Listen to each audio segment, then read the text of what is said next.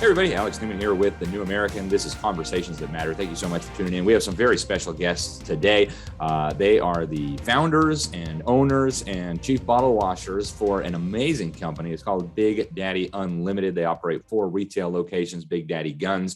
And they are, of course, supporters of The New American Magazine, the one and only, the best magazine on the planet. So we are incredibly honored to have them. Sherry McKnight and Tony McKnight, thank you so much for joining us. And I want to start off right off the bat talking about the administration that, they just waded back into the gun control debate, if you will. They're pushing hardcore anti-gun ATF nominee. Now they want us to have federal licenses to sell blocks of metal. And it looks like he's now pushing for an assault weapons ban. What do we know about what's happening in Washington, D.C., and how concerned should we be? Like I always tell people, this is basically another example of political theater.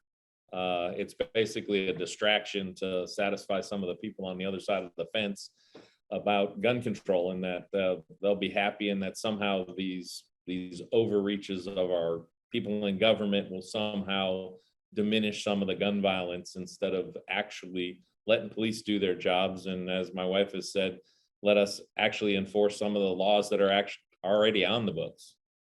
Yeah. We just had this mass shooting in New York, and I was thinking, why didn't they just pass a law against mass shootings, and we would never have problems like that? It was just unbelievable. But what do you guys think of this new ATF nominee? The previous nominee went down in flames.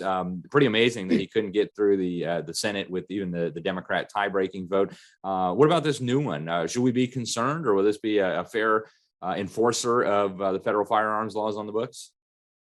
I think we should always be concerned when there's a liberal president who's getting ready to appoint a liberal person to police what amounts to the gun registry and start to enforce those laws. Because one of the problems we have with the ATF is that they have an awful lot of deference in their overreach and in their interpretation of what the guidelines are. And that's really the big danger, is you put somebody in there and they decide their interpretation of a guideline is substantially different than a legislative change to the rules. Yeah, I've noticed that. And actually, I interviewed Larry Pratt some years ago, and he told me, like, hey, there's no question these people are building a database of gun owners. Do you think they're really doing that? And do they have, let's set constitutional authority aside, do they have statutory authority to be compiling all these records into a giant database? No, and that's the whole point about what we call Chevron deference, is they don't have the authority, but the rule always was, hey, you had to keep your records for 20 years, but if you ever folded up your shop and went out of business, you had to send all the stuff to the ATF. And they basically used to stockpile this stuff. And then somebody along the way said, hey, why don't we digitize it and put it all into a database? Now, nobody specifically told them to do it, but they have the leeway to say, why wouldn't we put this into the database? Yeah. And why should we be concerned? I mean, other modern industrial countries have gun registries. Why should we be concerned about the government knowing who has what? Well, last time I checked, we still had something called the Constitution, and I don't need somebody knowing how many of what I'm actually buying. Whether it's a gun or a car or a TV set, it's not our business, man. Amen. It's our Second Amendment right. It's our ability. It's the one thing that makes America unique and different. And if we don't have that freedom to exercise our Second Amendment rights, when you look at what's happening around the world, with the pandemic and all the things that are going on in Shanghai and in Australia and other countries, these people are pretty helpless. You can't even leave there, and there's no food. People are going crazy. They're jumping from buildings, and they have no form of defense against their government. So that is one of the reasons for the Second Amendment. We do have that, and they don't have a right to know where everything is. Yeah. Amen.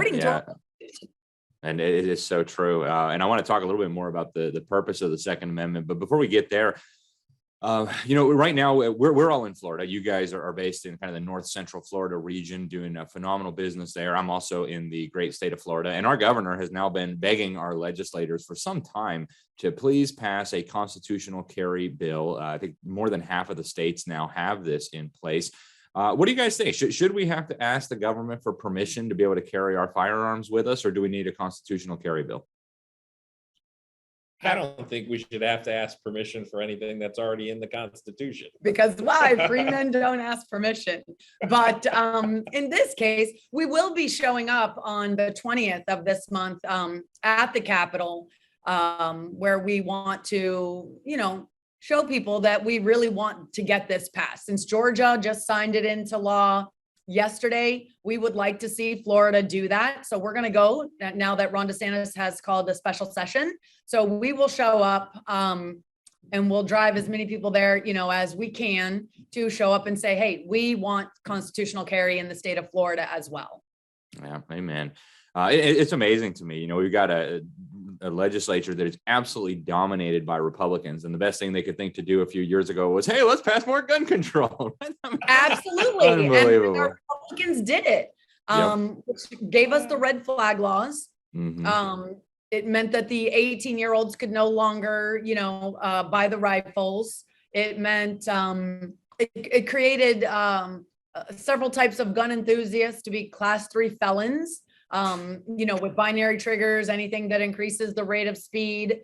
And Florida here has somehow become the leader in red flag law or risk protection order cases. So it's really crazy because in this country, we're supposed to be innocent until proven guilty. And with slightly more than a phone call or saying that somebody is, shouldn't have a weapon or may do something in the future, it's like we're punishing people for a future action that hasn't even occurred yet. We're taking their firearms and ammunition and then making them go to court to fight to get it back.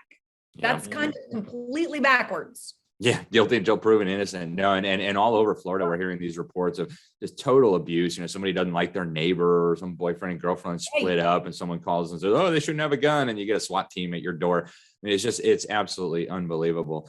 I want to talk about the broader Second Amendment, because the argument we keep hearing out of Washington, D.C. and out of this administration is, well, you don't need a AR-15 for hunting. And, why did the founders believe that they had to put the Second Amendment into the U.S. Constitution? Well, they put it in there to keep an overreaching tyrannical government at bay. And, at the time, it's funny because people always bring that up. And I have this poster in my office that says, when they were coming, when the American Civil War started, they were coming for the guns and the cannons of the colonists. It's like, hey, man, my attitude is, listen, if you can afford a tank, by all means, you should have one parked out in your yard. That's your prerogative. I know Biden made that joke about nukes, but the truth is, if you can afford it, that's the Second Amendment. That's your right. You should be able to have whatever they have. Yeah, I agree. I mean, the founders, I think, understood clearly the purpose of a well-regulated militia with a well-armed citizenry was to be able to provide military defense for family, for state, for liberty against any enemy that may come, whether foreign or domestic. And that was clearly the understanding at the time. And I do think it's so fantastic that what really seemed to have kicked off our war for independence was when they showed up and said, hey, hand over the guns. And the Americans said, no, we're not going to be doing that. It's crazy times that we live in. So you guys, I want you to talk a little bit about your business. I'm so fascinated by your business. I've been to your business before. In fact, you guys have hosted me there to give talks, and you guys are really just, I think the epitome of what it is to be an American business family. So talk a little bit about the explosive growth of your business, what you guys do. I know you have a subscription service. Tell the folks about it. Well, first, I just want to say, I think what makes Tony and I unique is that we saw a problem. And we identified that problem, which was an attack on our Second Amendment rights.